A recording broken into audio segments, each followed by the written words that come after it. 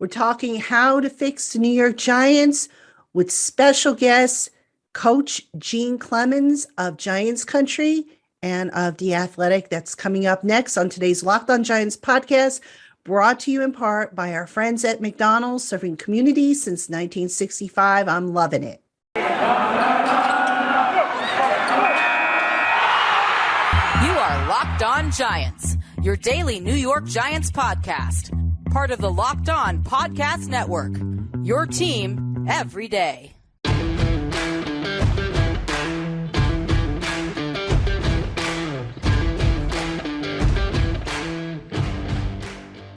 Hello, New York Giant fans, and welcome to another edition of the Locked On Giants podcast, part of the Locked On Podcast family, your team every day. Thank you so much for making us your first listen of the day. I am Patricia Traina, your host, and today I promised you an interview, and I am very pleased to welcome in the gentleman that I call Coach Gene Clemons, because he is indeed a football coach, works at the high school level, and is very good at what he does. He is also a contributing writer for Giants Country, which is the site I manage. He works for The Athletic. He has done work with Emory Hunt, who a lot of you I know enjoy hearing from as well. So Gene is one of the up and coming voices when it comes to football analysis, and I am absolutely delighted to have him on the program with me. Well, thank you. I appreciate that great introduction. Always good to talk football with you. All right. Well, Gene, I'm going to put you on the spot, man, because I'm going to ask you to put your coach's hat on. All right. Okay. So we've been following this Giants team now since the start of the season. Maddening, to say the least. When you look, let's start with the offensive side of the ball. How much can we actually say the injuries are to blame for what we're seeing versus how much of it is the scheme, do you think?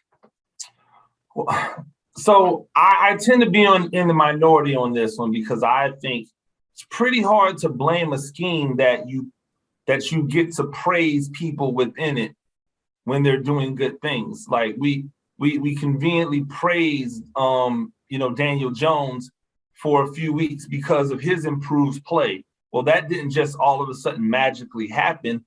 It was schematic. They started doing things that fit Daniel Jones' skill set a lot better. That allowed him to have more success. We praised Kadarius Toney for his play. Well, that was schematically what they were doing to get the ball into his hands.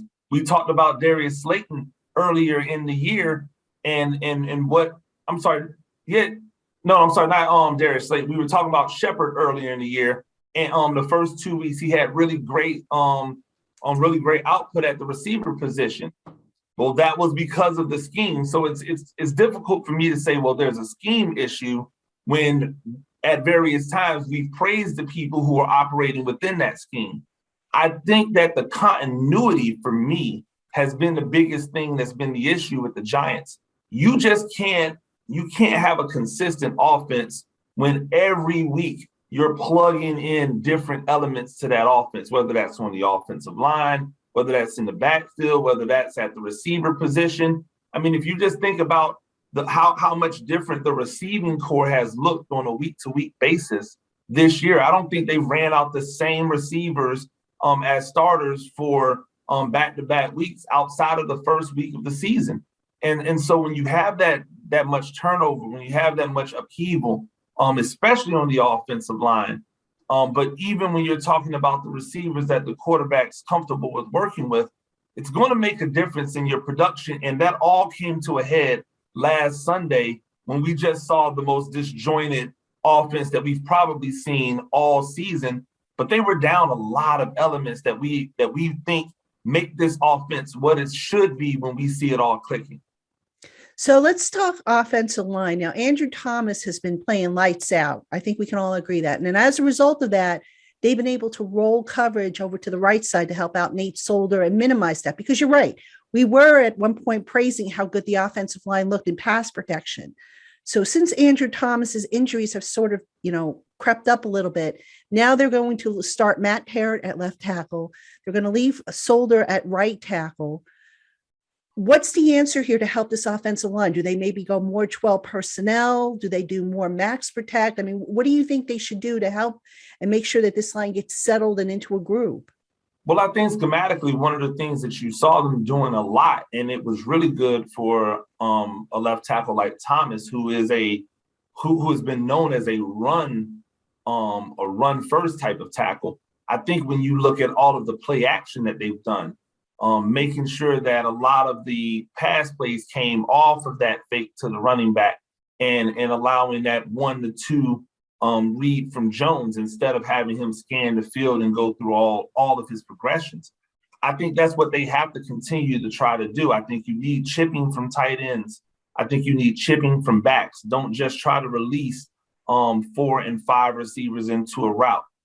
I think 12 personnel would be great if you're using 12 personnel similar to the way that they used 12 personnel when Jason Garrett was coaching in Dallas. If you're just lining up 12 personnel, but then you're using Ingram essentially as a wide receiver, that doesn't really help the situation. I think you have to have more formations where you're using a tight end and that second tight end as a wing. You're chipping with one, and then you're using the other person to then chip off and go almost as a delayed route into the combination. I think that, coupled with play action, is going to help the offensive line. But I also think you just have to really start thinking about, when do we need to prepare people for when we do get these healthy guys back? So when Andrew Thomas comes back, are we really putting Perk back on the bench, who's been a guy who seems to be going in as a starter? If this is the future, if that's what you see as the future, is it time to tell Nate Solder to take a seat on the bench and really be just a veteran presence and allow these young guys to start to gel if this is the offensive line we want to see going forward? But specifically to your question, we definitely need to see the Giants use more personnel to help these offensive tackles on both sides be able to handle really difficult pass rushing. And I think you do that by allowing those tight ends to chip and then sliding that line or that protection to one side to give that guard an opportunity to help a tackle on one side. Now, of course, with 12 personnel, you mentioned having the tight ends block, not just have one guy release. Blocking is not a strength of Evan Ingram's. Absolutely not. But I think he's always been a willing blocker. He's not a great blocker, but he's a willing blocker. And if you're asking him to chip, this isn't like we're asking him to base block a 9 tech. We're asking him to chip. So just to stop the momentum of a defensive end so that the tackle has the opportunity to slide in position and be better set up to handle those pass rushers. I think he's a willing guy to do that. And I also think it'll help in the play action, because when those guys get hands onto defenders, to the defensive backs, it looks as if this must be a run play. So now we're chipping to allow for the play action to have even more of an effect than it has when we fake it to the running back. I think that helps all parties involved.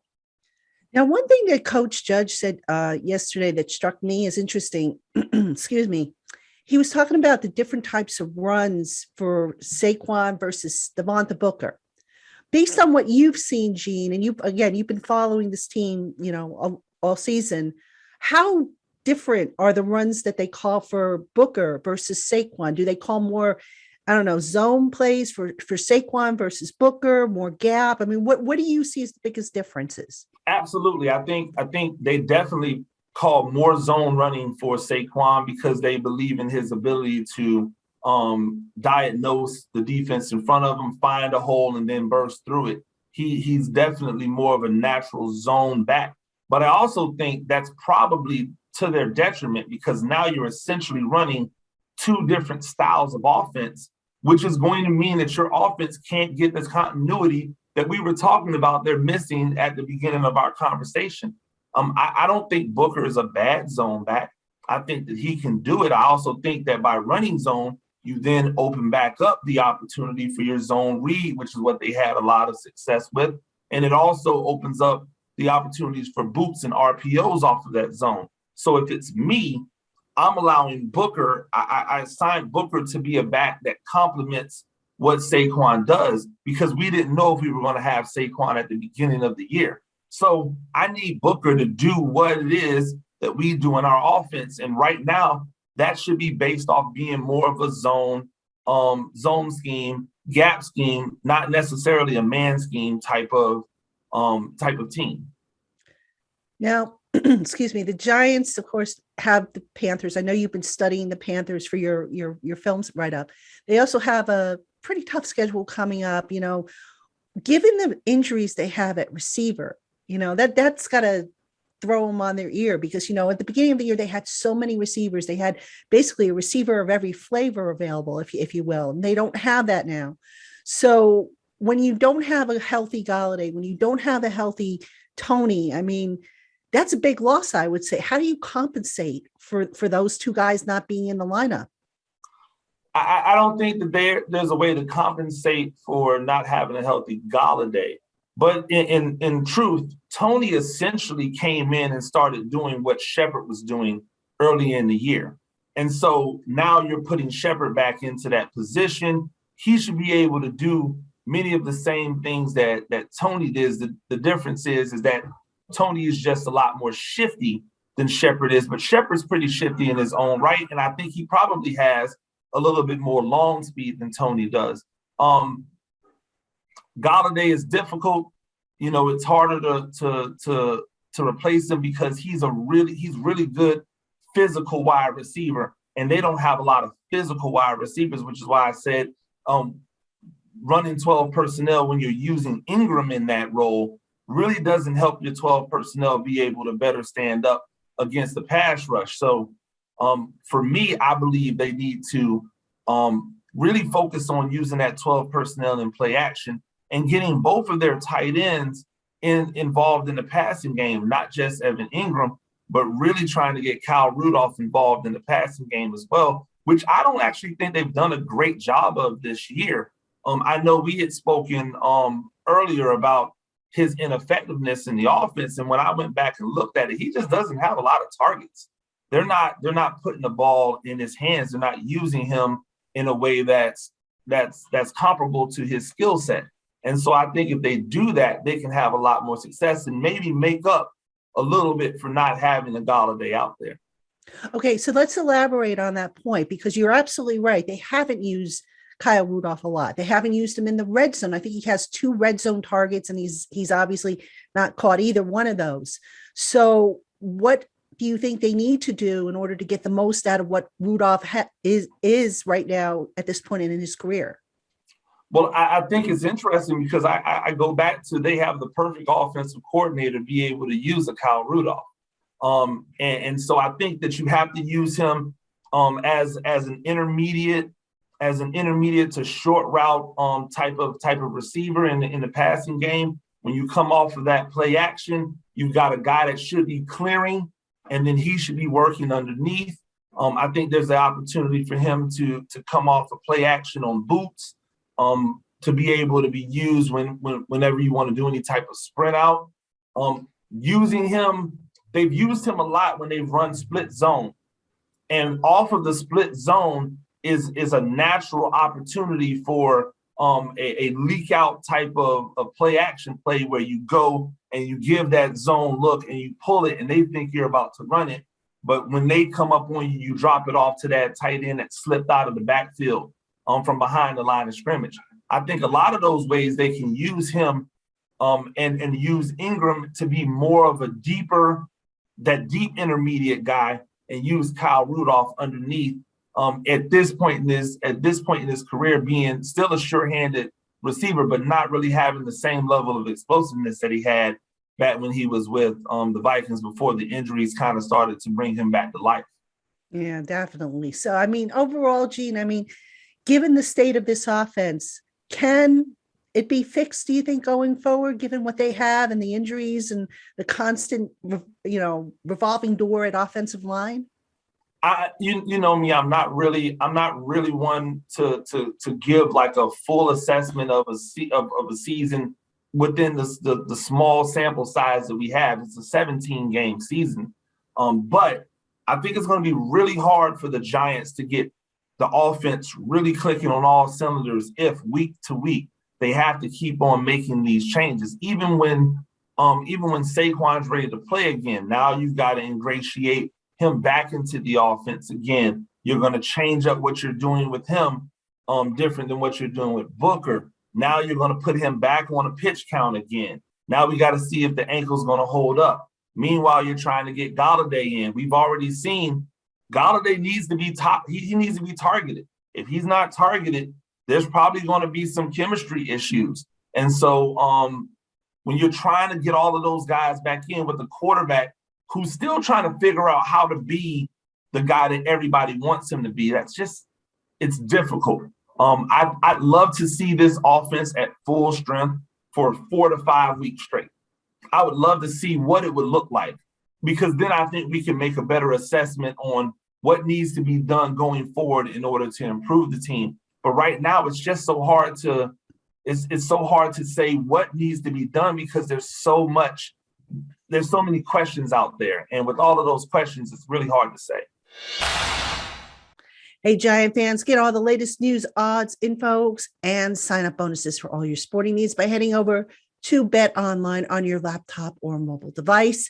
When you open an account and use our special promo code LOCKEDON, you will get a 50% welcome bonus on your initial deposit. Again, that's code LOCKEDON for your 50% welcome bonus. Terms and conditions apply. Bet Online, your online sportsbook experts.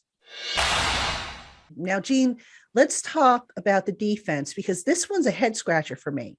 They upgraded at cornerback with Adoree Jackson. They lost Dalvin Tomlinson, which I still say is hurting them. All right. Mm-hmm. And it just looks like Patrick Graham is doing different things than he did last year that were so successful for him. When you look at the Giants defense, what do you see? Do you see a lot of change from what they were doing last year? And is it fitting what they have in personnel? Well, I'm looking at what they're doing, and the one thing I've noticed, especially in the defensive backfield, and I'll talk about this in a piece that'll be coming out on Giants Country here soon. They seem to be playing a lot of off man, not a lot of pressing, not a lot of getting up into people's faces. And in today's NFL, the name of the game is get the ball out quick. Don't allow these pass rushers to have the opportunity. So when you're putting outside linebackers essentially in defensive end positions, which is what the Giants do, they're using legitimate outside linebacker type bodies to be defensive ends. What happens is that if they can't use their speed to get around, they're going to get swallowed up. So now it's easy for a quarterback to catch, look, see that the cornerback is playing 8 to 9 yards off and throw a 6-yard pass for completion, and allows that running back to then be able to that receiver to be able to turn around and get some yards after the catch. I would love to see the defensive backs play a lot more aggressive, force these quarterbacks to throw accurate balls over the top. The deep ball is the deep fade is probably the most inaccurate ball in all of football. It's the least completed pass in all of football. And so make them have to throw accurate back shoulder fades. Make them have to throw it accurately over the top. Stop allowing these quarterbacks to just essentially pitch and catch with slant routes and with hitches and with curls where you're playing over the top. Like, we just don't want to get beat. We want to be a bend but don't break defense. But a bend but don't break defense has to at some point take a ball away or get a stop. And we just don't see that many stops coming, because the completions on second and long and third and long are just way too easy right now. Now, I'm not asking you to speak for Patrick Graham here, but again, the personnel's not that much different. So why would a coach change that up, go from being more aggressive as he was last year to more passive, it seems? What could possibly be a good reason for that? I personally don't. I look at this defense, and while a lot of the names are the same, not having Dalvin Tomlinson, I just thought immediately when that trade happened, I didn't like it. I thought that he was a catalyst to allow those two guys outside of him to really focus in on playing more of a one-on-one position, a positional battle. Now, without him, everybody's getting manned up. which allows these offensive linemen to be able to get onto these linebackers. So now we're not having as good of a season stopping the run. Well, if we're not having as good a season stopping the run, we've got to commit more people to the run. We've got to make sure that we don't get beat over the top because we don't have an extra safety. So you've seen a lot more of the strong safety playing down in the box. And when you have a strong safety playing down in the box because you need that run support, you're going to play more passive in the back end because you don't want to get beat over the top. And I think that has allowed these quarterbacks to be able to run a play action, look up and see a wide receiver open 8 yards down the field with a cornerback that's 10 yards down the field or 12 yards down the field. And that doesn't help. So I think that it's like schematically not having him, now being without Martinez, not having the depth because they've lost some of those outside linebackers that they were rolling through last year, not having that same level of depth so that they can ride the hot hand. I think all of that has contributed to maybe a small adjustment in the way Graham is calling the defense this year, as opposed to the way he called it last year. Now, one of the things you mentioned the safeties, and this has kind of bothered me a little bit. Why have Jabril Peppers in coverage? It just seems like to me, I watch these games and sometimes I wonder if these safeties are being deployed to their strengths. Do you see the same thing? Absolutely. I don't think Jabril Peppers is a safety. I think Jabril Peppers is a linebacker who just hasn't come home yet, for lack of a better word. I believe it's interesting to me because the Giants got rid of a guy very similar to Jabril Peppers, allowed him to walk, and then brought in essentially the same type of guy in Jabril Peppers. He is a second-level safety, and if you're a second-level safety, you're essentially a linebacker. But I think the problem is when they have him closer to the box, closer to the line of scrimmage, when you send him on a blitz, too many times he's running right into offensive linemen instead of using his speed and athleticism to get around them. When he's in the intermediate coverage, is he really playing how he should be playing intermediately, or is he freestyling?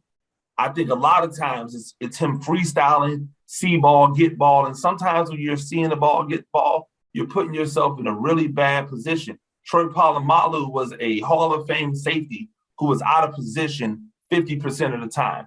And when he didn't make a right play, the Pittsburgh suffered from it. And I think that's the same thing you can say for the Giants. If he's not being utilized as a second-level safety, a guy who's playing against the run, they probably need to be thinking about when to get him off the field to get somebody more depth at that third-level coverage in the game.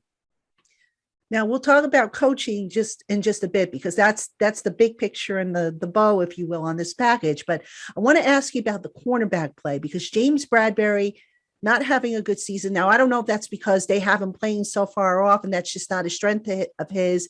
Adoree Jackson, I think a lot of people were expecting a little bit more. Again, I don't know if that's because he's so far off. And then, you've got the support system. Like when you see Julian Love not being able to get over to give help, or Logan Ryan hasn't really made any plays. And then in the slot, we can talk about the slot cornerback, which is a separate topic, but what's going on with those cornerbacks? Is James Bradberry is it because they changed up the way they are playing, or has James Bradberry just dropped off in your opinion? I wouldn't say he's dropped off. I mean, he had a great interception that should have led to a victory that didn't, because the offense didn't do what they needed to do in order to keep. I think when you're constantly being asked to cover and you're not getting any pressure, you're going to look worse. And that's really what it comes down to. You can't find a defensive backfield in the NFL, in college, that's good without upfront pressure. When you give these uber athletic, uber talented quarterbacks 3, 4, 5 seconds to throw the ball, no defensive back can hold up that long. And I think that when you look at the lack of a pass rush and then you put it with how they're being asked to play, you're going to see a lot more completions with these guys. I think that's just natural. I do think that Adoree Jackson hasn't played up to his potential, especially letting a few balls that probably should have been interceptions go through his hands. Bradbury, I think, has been solid, but he hasn't been as good as he was last year. But it's hard to be that good every year when you're a defensive back because things are so fluid. And so I'm not really that worried about Bradbury, but I am worried about the entire defensive back shell as a whole. Love and McKinney, Ryan, all of these guys seem to have the same thing in common. They tend to make a lot of tackles. And when you have a bunch of defensive backs making a lot of tackles, that probably means they're not doing the greatest job in coverage. And it also means that up front, your linebackers are not getting tackles. And right now, to me, if you're asking me what the most glaring hole in the defense is, that linebacker core, especially in the middle, it has ramifications on the front end and definite ramifications on the back end, and we're seeing that play out in real time. So how did they fix it? I mean, obviously you're talking about the guys in the middle, but also the outside linebackers who have been absolutely invisible, which blows my mind because supposedly they've got better talent, you know? Lorenzo Carter looked promising last year before the injury. He's been invisible. O'Shane Zimenez has been invisible. Azeez Ojulari, okay, he's a rookie, so maybe we give him a pass there, but that pass rush is just, that whole group has just been like, where have they been, you know? Well, I think the answer is aggression. We need to get back to seeing a more aggressive Giants defense. So many times I look at a play and I'll see 5 men on the line of scrimmage, and I'm thinking, okay, they're sending 5, and then one guy just sits. And now, if you look, there's actually an unbalanced, this unbalanced rush where you've got 3 interior guys, you've got one guy trying to come off the other side, and you've got another side where the quarterback can just move over to that side. I'd love to see them have more 5-man, more 6-man pressures. Put the impetus on the defensive backs to get up into these wide receivers and really play some hard-nosed coverage. Allow these safeties who seem to be adept at tackling to come down to the mid-level and cover these tight ends.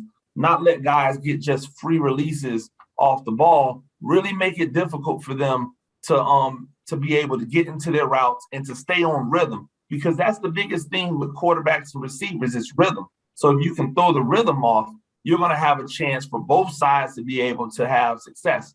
We don't get a lot of middle linebacker blitzes. Most of it is always the edge blitzers or the edge rushers, the outside linebackers, and then those 3 defensive linemen. Take one of those defensive linemen off the field if you think that's what you need to do. But get a little bit more exotic like he was doing in Miami, when you would look down and you would see 1 defensive lineman and 5 linebackers all around him and you didn't know who was coming. I think that's the level of exotic and aggressive that we need to see on defense in order to kind of shake things up, because it's getting a little bit monotonous right now. We know who's going to be at those 4 techniques. We know what they're going to do. They're solid football players, but they need help. And the way you help them is to commit more people to play around the line of scrimmage. I think that's what needs to be done in order to really see some things shaken up on defense.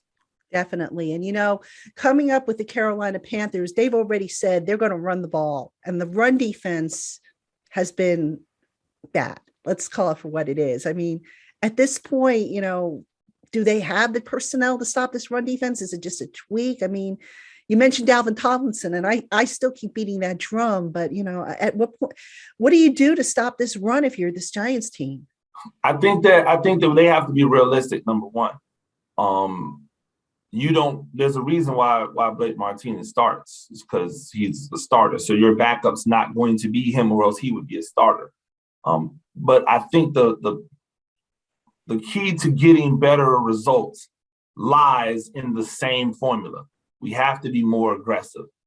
If I'm the defensive coordinator, I'm saying our linebackers they just tend to stand there and wait for blocks to come to them, or they're waiting for running backs to get to them. They're not being aggressive to the line of scrimmage. Okay, so we'll take the aggression out of their hands. We're going to send one of them. We're going to send these guys.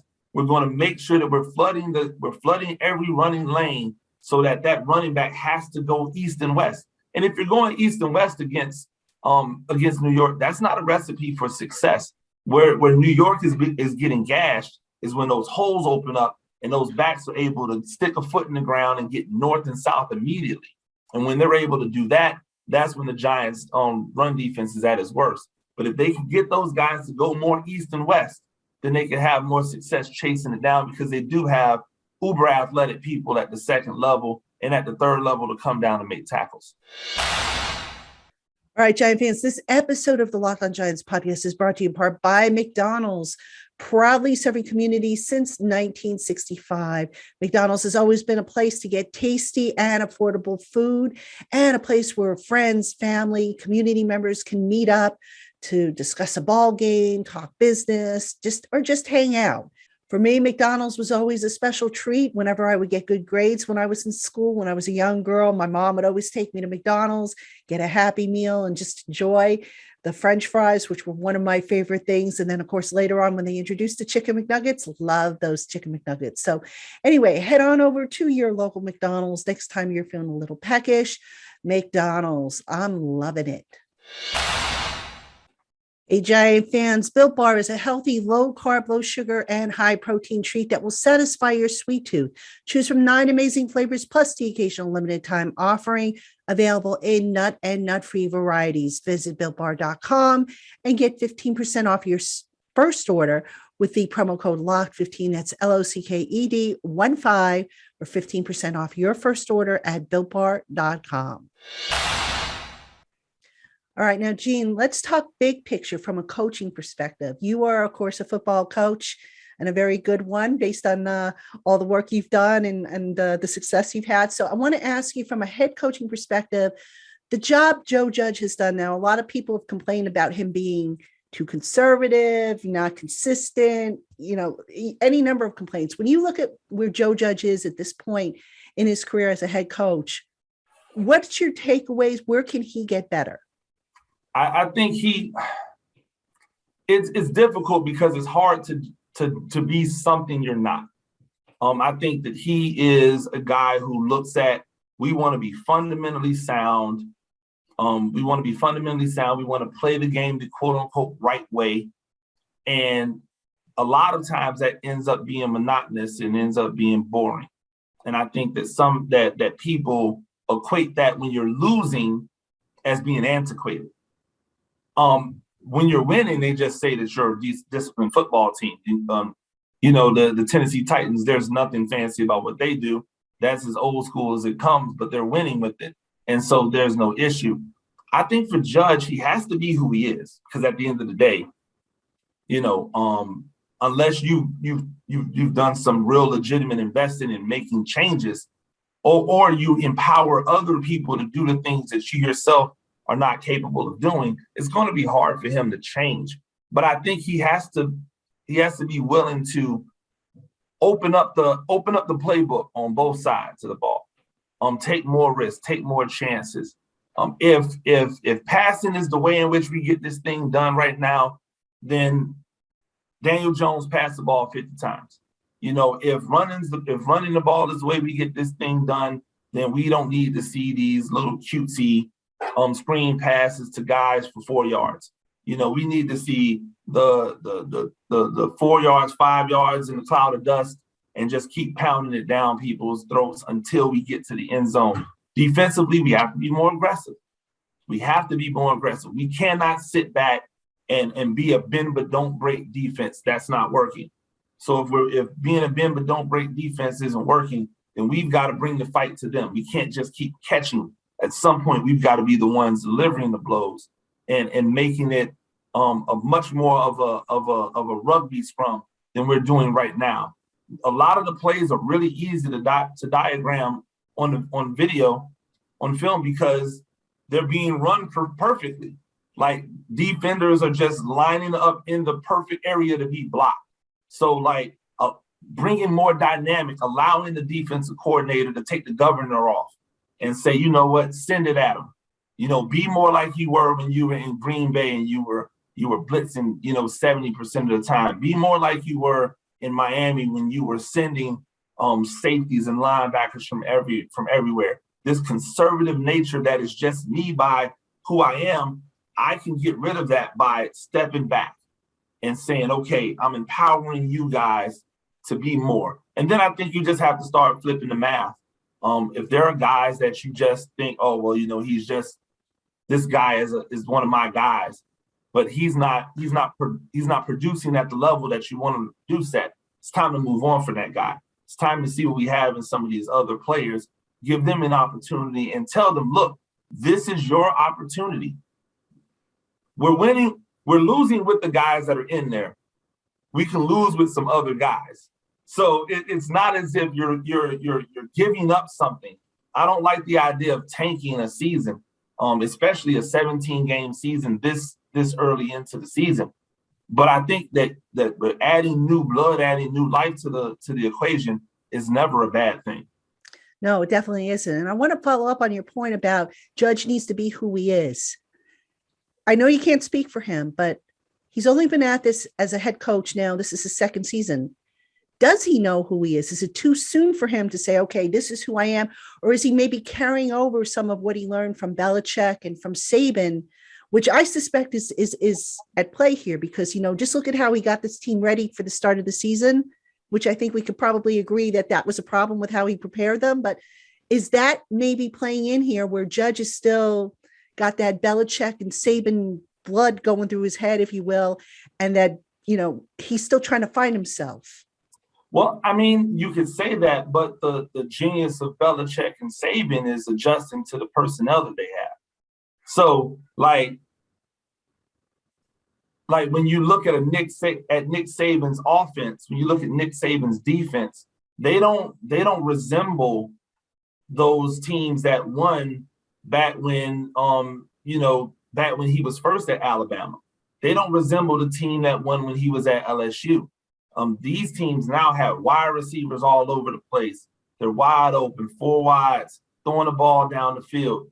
But the thing that they all have is they've all bought into the dictatorship of the head coach. And when they buy into it's my way, this is the way it's done because I said it's the way it's done, you can get a lot of things accomplished. Joe Judge doesn't have a pedigree that says we should 100% listen to you because Joe Judge could be gone next week. He has nothing. He has no cachet to land on right now. So when you ask him, does he know who he is? I think every guy understand before they ever go into their first head coaching gig, they say, when I am the guy, this is what I'm going to do. When I am the guy, this is how I'm going to handle things. So he's been preparing himself for this moment his entire football career. And if he hasn't, then he probably shouldn't be a head coach. So what can Joe Judge then, he said on Thursday, look, the fish stinks and it starts at the head and I'm the head. So it starts with me. What can he do moving forward I'm not saying he's lost guys, although, some people look at some of the play last week and it looked like certain guys were giving up. So, which is never what you want to see. You didn't see that a lot last year. What can Joe Judge do to make sure that A, he keeps this team from giving up, and B, to just make sure that he gets them back on the right track? Well, I think first off, when everybody stinks and it starts at the head, that's coach speak. So I don't really particularly get into that. That means nothing to me. Taking responsibility for a team being bad at the beginning of the season when everybody's blaming you anyway that's not really saying much. What is telling though is if we have a team that is saying, hey, look, we feel like we can get it done, stop trying to focus on this, then you have to empower those guys. And I think that's something that you can do just by saying, hey, listen, man, we're going to put it in you guys' hands this week. Like, this is a week based off of the team they're playing, where you need Daniel Jones and the receiving core to come to play ball. Like, this can't be a 218-yard performance and a touchdown and no interceptions and everybody get excited because Daniel Jones didn't turn the ball over. Like, at some point, it has to be them saying, look, we're putting it in your hands. There is no Saquon. Booker, he's a nice bat, but he's not Saquon. He's not going to stir the drink.